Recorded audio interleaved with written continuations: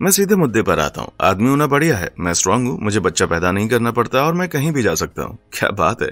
लेकिन अगर आप ध्यान से देखें तो आदमी के शरीर में कई अजीब चीजें हैं। कलर ब्लाइंडनेस से लेकर मेल मेनोपॉज तक और बिलो द बेल्ट होने वाली बहुत सारे ऐसे फैक्ट्स जिनके बारे में आज हम बात करने वाले हैं। ये एक आई ओपनर एपिसोड होने वाला भाई। बड़ा दिमाग। सदियों तक औरतों को कहा जाता था कि वो मर्दों की तुलना नहीं कर सकती क्योंकि उनकी बुद्धि मर्दों से कम है, लेकिन वक्त के साथ औरतों ने साबित कर दिया है कि वे हर तरह से मर्दों की बराबरी कर सकती हैं। लेकिन 2014 में ह्यूमन ब्रेन के मेजरमेंट्स लिए गए और एनालिसिस करने पर शॉकिंग फैक्ट सामने आए।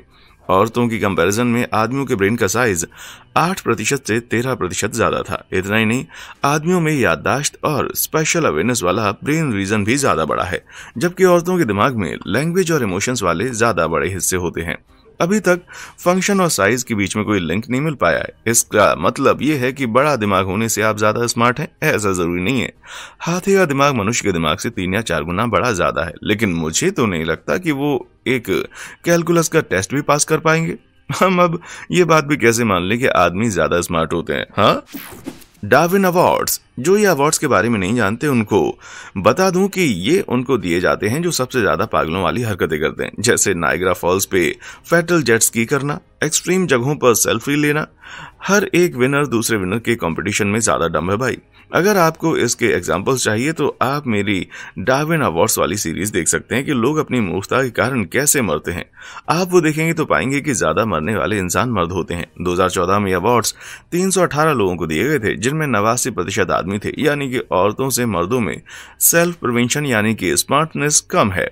ये रेकलेसनेस शायद ह्यूमन एवोल्यूशन के वक्त बहुत काम आया करती थी। केवमैन अक्सर खतरनाक बड़े जानवरों को मारकर अपना डोमिनेंस साबित किया करते थे, जिससे उन्हें हाई रिवॉर्ड्स जैसे कि ज्यादा खाना और मीट मिलते थे, और शायद यही जीन्स उन्होंने हम लोगों को पास किए। बॉयज, अगली बार जब आप कुछ रिस्की करना चाहें, जैसे कि बुलडोजर के साथ हाई एंड सीख लेना, तो एक बार ये जरूर सोचेगा कि लड़कियां ऐसी सिचुएशन में क्या करेंगी। Digital development. आप सबको मेरे कहने पर कुछ करना होगा। नहीं, मैं लाइक और सब्सक्राइब बटन क्लिक करने के लिए नहीं कह रहा।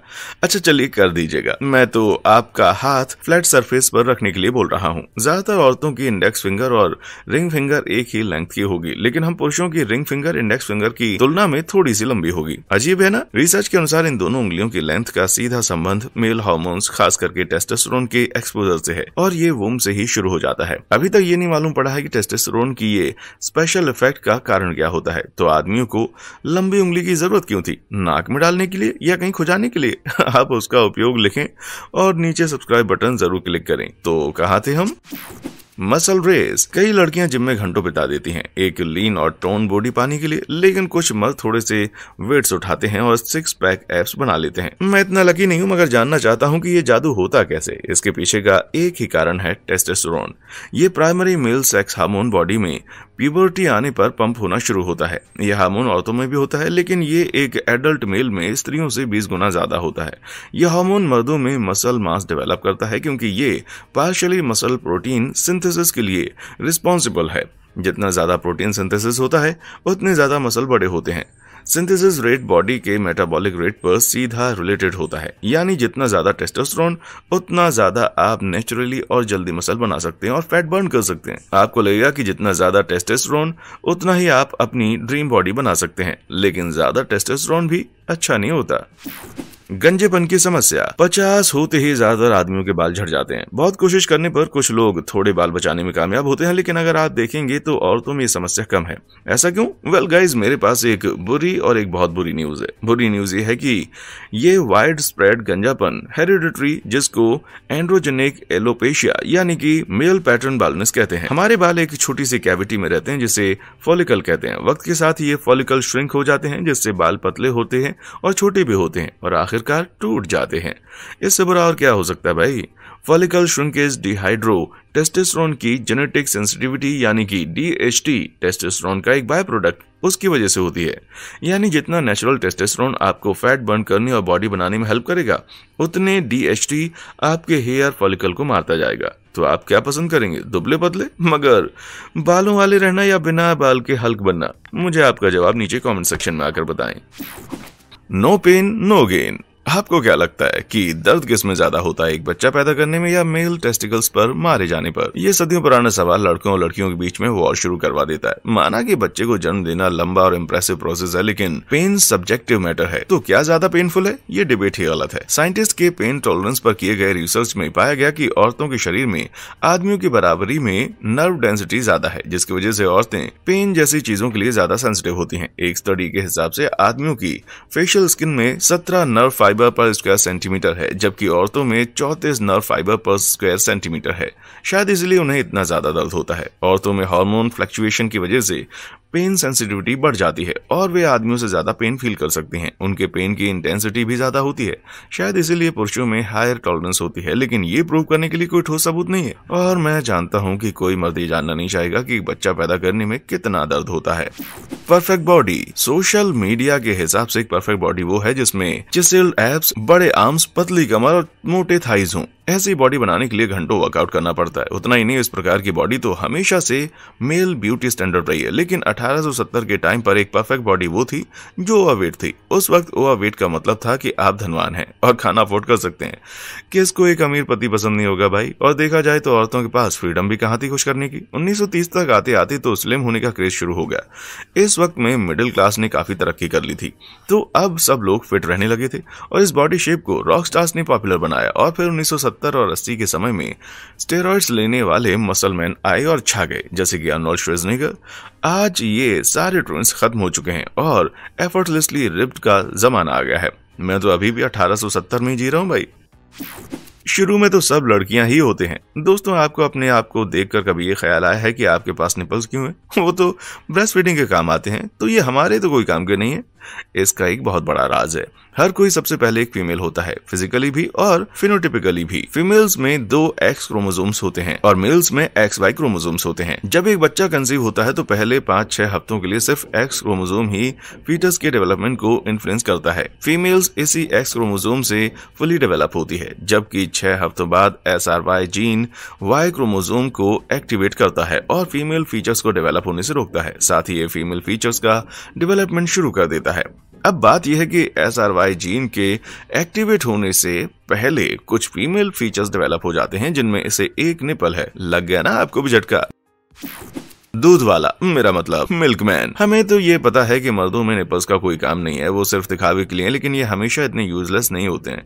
कभी कभी मर्दों के निपल्स भी लैक्टेट करते हैं, यानी कि दूध प्रोड्यूस करते हैं। मेल्स और फीमेल्स के ब्रेस्ट टिश्यूज में एल्वोली का क्लस्टर होता है, जो कि पिट्यूटरी ग्लैंड से प्रोड्यूस हुए प्रोलैक्टिन हार्मोन के रिस्पॉन्स में दूध प्रोड्यूस करता है। फीमेल्स मेल्स की तुलना में 1/3 प्रोलैक्टिन ज्यादा प्रोड्यूस करती हैं और प्रेगनेंसी के वक्त ये 20 टाइम बढ़ जाता है। टेक्निकली दूध प्रोड्यूस करने के लिए आपको प्रेग्नेंट होने की जरूरत नहीं है। वर्ल्ड वॉर 2 के सर्वाइवर्स को जब महीनों भूख से तड़पने के बाद खाना मिला तो उन सभी में लैक्टेशन शुरू हो गई। ये इसलिए हुआ कि उनके हार्मोन बनाने वाले ग्लैंड्स लीवर से भी ज्यादा जल्दी काम करने लग गए, जिसकी वजह से हार्मोन्स मेटाबोलाइज नहीं हो पाए और लैक्टेशन शुरू हो गई। मुझे लगा था कि सिर्फ रेगुलर वॉर स्टोरीज ही डरावनी होती हैं भाई। Body order dating. अगर पता लगाना है कि आदमी किसी रिलेशनशिप में है या नहीं, तो आप उसकी अंगूठी ढूंढेंगे या फिर उसका फेसबुक पर स्टेटस चेक करेंगे या फिर सीधे जाकर उसे सूंघ लेंगे। आखिरी वाला ऑप्शन अजीब है, लेकिन इसे 2019 के साइंटिफिक रिसर्च ने प्रूव किया है। सिंगल मर्दों में टेस्टोस्टेरोन की मात्रा ज्यादा होती है क्योंकि उनमें ज्यादा सेक्सुअल कंपटीशन होता है, जबकि जिन मर्दों के पार्टनर्स होते हैं उनमें यह लेवल कम होता है। लेकिन जब टेस्टोस्टेरोन पसीने की तरह शरीर से बाहर निकलता है तो उसमें यूरिन जैसी बदबू होती है। जितना ज्यादा टेस्टोस्टेरोन आप प्रोड्यूस करते हैं और निकलते हैं, उतना ही ज्यादा आप बदबूदार होते हैं। ये स्टडी 82 मील्स पर की गई थी। ज्यादा बदबू का मतलब है ज्यादा टेस्टोस्टेरोन, और इसका मतलब है कि आपका मसल मास ज्यादा है और आपकी मेटिंग पोटेंशियल भी ज्यादा है। लीड रिसर्चर्स के मुताबिक ये बॉडी ऑर्डर फीमेल्स को मैसेज देती है कि कौन सिंगल है और किसे अवॉइड करना चाहिए। एक हाइपोथेसिस ये भी है कि सिंगल मेल्स बदबूदार इसलिए होते हैं कि वो हाइजीन पर ज्यादा ध्यान नहीं देते, और सच में कुछ लड़कों को मैं जानता हूं जो कि इस बात को सच साबित करते हैं। Male perspective. क्या आप जानते हैं कि मेल्स और फीमेल्स चीजों को अलग अलग नजरियों से देखते हैं? मैं झूठ नहीं कह रहा भाई। मेल्स की आंखों में उनके विजुअल कॉन्टैक्ट्स में टेस्टोस्टेरोन रिसेप्टर्स 25% ज्यादा होते हैं, जिसकी वजह से वे आमने सामने ब्राइटनेस में चेंज, ज्यादा डिटेल्स और फास्ट मूविंग ऑब्जेक्ट्स आसानी से और बेहतर तरीके से देख सकते हैं। हंटर गैथर थ्योरी के अनुसार ये विजन उन्हें शिकारियों से बचने में और अच्छे से शिकार करने में मदद करती है। औरतें अलग अलग रंगों को विजुअल स्पेक्ट्रम के सेंटर में बहुत अच्छे से फर्क कर सकती हैं, खास करके ब्लू और ग्रीन कलर्स में। ये हमारे विजन रेटिना में मौजूद 3 कोन्स की वजह से होता है। इसमें एक्स क्रोमोसोम का काम ज्यादा होता है, इसलिए औरतों का कलर विजन बेहतर है। हंटर गैथर थियरी के अनुसार औरतें चीजें इकट्ठा करने के कामों में माहिर थीं, जैसे कि कौन सा फल खाने लायक है। क्या बात है यार, लगता है कि औरतों के नजरिए से दुनिया सचमुच ज्यादा रंगीन है।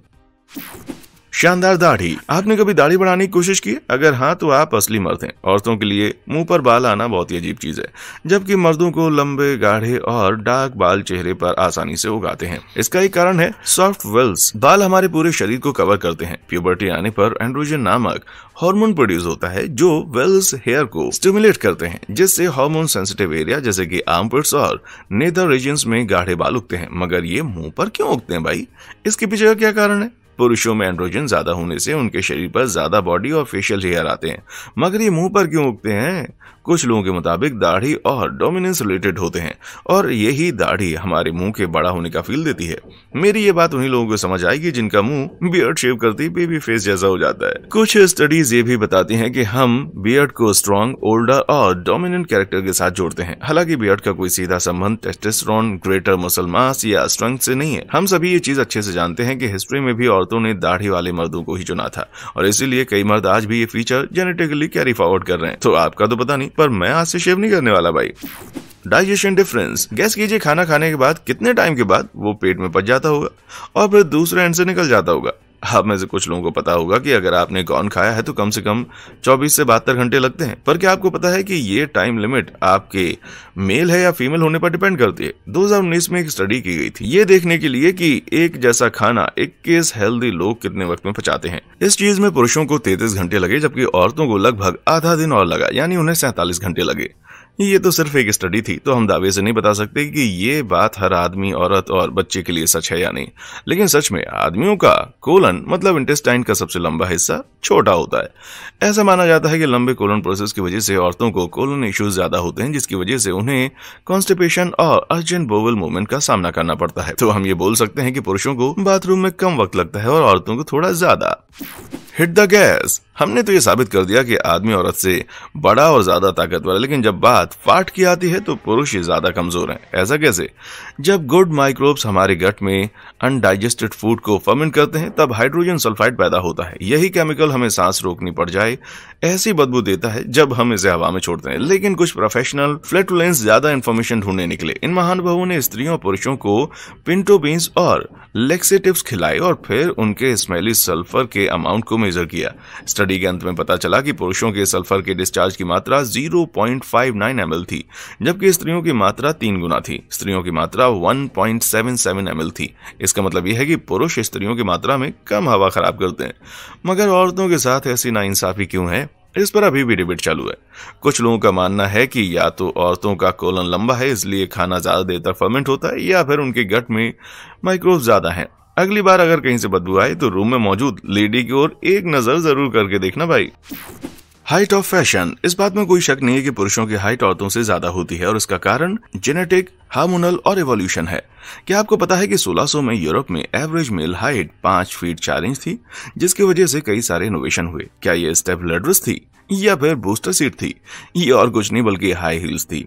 ये हील्स 15वीं सदी में बहुत ही मशहूर थी, जहां पर्शिया में सिपाही इसे पहनते थे ताकि स्टेप के दौरान उनके पैर सिक्योर रहें।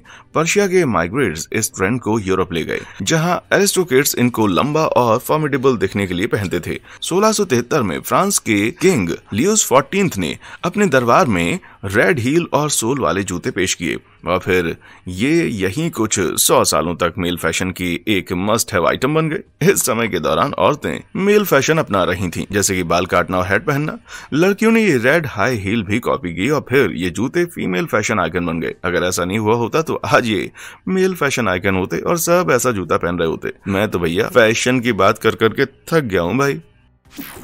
Adam's apple. कुछ इतने बड़े होते हैं कि आपकी नजर हटती नहीं, और कुछ बेहद छोटे होते हैं। आप समझ गए होंगे मैं किसकी बात कर रहा हूँ। अरे नहीं भाई, मैं तो एडम्स एप्पल की बात कर रहा हूँ।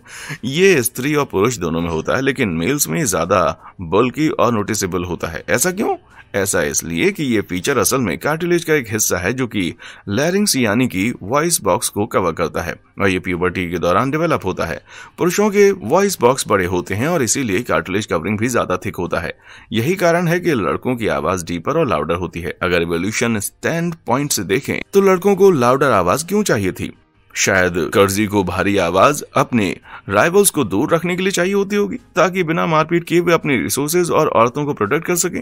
ये ऑलमोस्ट गोरिल्ला जैसा ही है, जहां मेल्स अपनी छाती पीटते हैं और ग्राउल करके अपने राइवल्स को डराते हैं और भगा देते हैं ताकि उन्हें अटैक ना करना पड़े। मैं आशा करता हूं कि एक हम आदमी इन एल्फ जैसी हरकतों को ना करने लग जाए बस।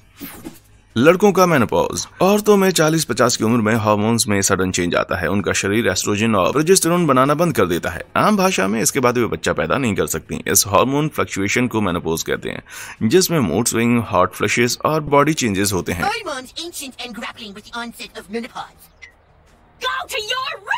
दोस्तों, आपको शायद ये एक मजाक लग रहा होगा, मगर ये सच है कि सिर्फ औरतों में ही मेनोपॉज नहीं होता, ये पुरुषों में भी होता है।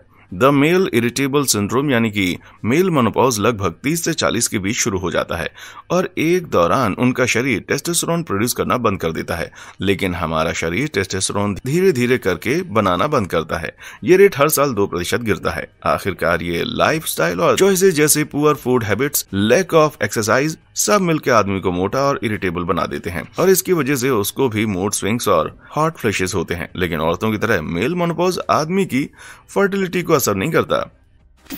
खुद ब खुद खड़े हो जाना। चलिए अब हम आपको कुछ ऐसी चीजों के बारे में बताने वाले हैं जो कि आमतौर पर कोई नहीं करना चाहता, और मैं इसे कुछ मजेदार भाषा का प्रयोग करके समझाने की कोशिश करूंगा। कोई भी मेल आपको यही कहेगा कि ट्राउजर टेंट पर उनका कोई कंट्रोल नहीं है। फीमेल्स इस बहानेबाजी को समझेंगी, मगर यह हकीकत है। ये एक ऑटोमेटिक बॉडी रिस्पॉन्स है जो कि पैरासिम्पैथेटिक नर्व सिस्टम की वजह से होता है। ये वही सिस्टम है जो फिजिकल रिएक्शन जैसे कि गूज़बम्प्स और शिवर्स का कारण होता है। आपको प्रूफ चाहिए? मेल्स को रात में 3 से 5 बार ट्राउजर टेंट का एहसास होता है, लेकिन इतनी बार रात में ही क्यों? इसकी वजह है नॉक्ट्रल पेनाइल टूमेंसिस या NPT।